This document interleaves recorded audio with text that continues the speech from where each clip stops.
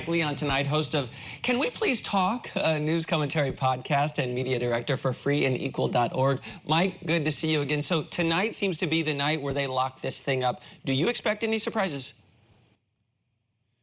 Chance, Serena, good to see you guys. Surprises, come on. I expect a surprise if my 2-year-old actually uses the bathroom properly. There's no surprises to expect here tonight. I mean, you got a couple of states. This stuff has been wrapped up since Super Tuesday. There's no candidates that are running right now that are going to be on these ballots right now. They've all suspended their campaigns on the GOP side. So both are going to wrap it up tonight, like Andrew was just mentioning there. And it's pretty early, obviously, in the election and primary and caucus season. The biggest surprise is going to be, for me, this uncommitted vote that continues to come in across these different states. We saw it play out in Michigan, the percentage that it had. Uncommitted has 20 delegates right now. Andrew didn't mention that, which is wild to me. Uncommitted is not a human being, but there's a reason behind the uncommitted vote, and those are the voters that in November President Biden's going to have to sway back on his side if he wants to become president again. Yeah, and that's why I asked about enthusiasm, because you got to wonder, will people just stay home? You know, if there is a differential in enthusiasm, who does what? And your podcast is all about talking to people. What is the feeling in the country now that we've arrived at this point? Is it triumphant? Are we tired? How are we feeling? Well, I mean, if you ask pollsters, they'll tell you 60% don't want this rematch. If you ask Mike Leon after somebody listens to one of his episodes, and I've had, let's say, a strategist on or a candidate on, it's enthusiasm about that person. The problem is I haven't interviewed former President Trump or President Biden. It's been about other people. So I think the biggest detractor, like you mentioned, Chance, is going to be the couch.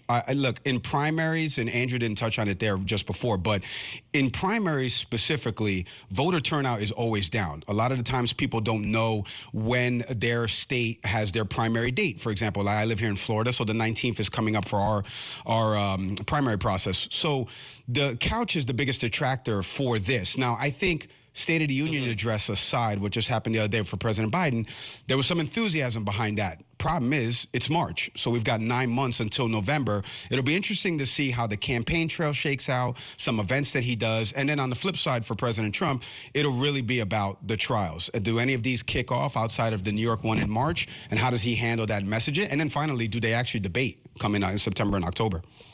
That will be very interesting. I'm curious, Mike, how you see this, because you have a background in sports, true. As you see Joe Biden and Donald Trump compete on the world's biggest stage in the hottest contest, who would you liken these candidates to in sports? Oh, Chance, man, what a good question right there. I'm so glad you used the sports analogy, because I think last time you and I were talking, it was around the Super Bowl, and it's like there's a lead up to a game that nobody wanted to watch. This is not the Chiefs and the 49ers. It's just not.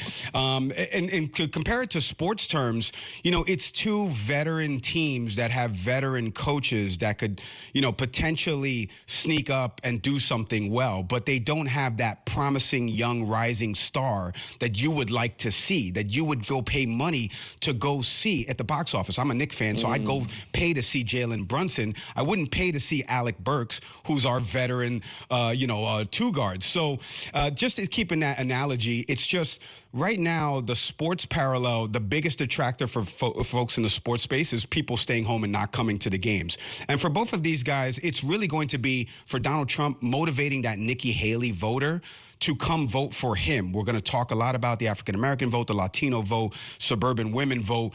He's got to get those folks if he truly wants them to come over, because right now it's just GOP primary voters. For President Biden, it's the same, but also now it's what's happening with Israel and Gaza. And this is why the uncommitted vote is starting to take a notice for the White House, because they need those folks to come out in November and help him in some of these swing states.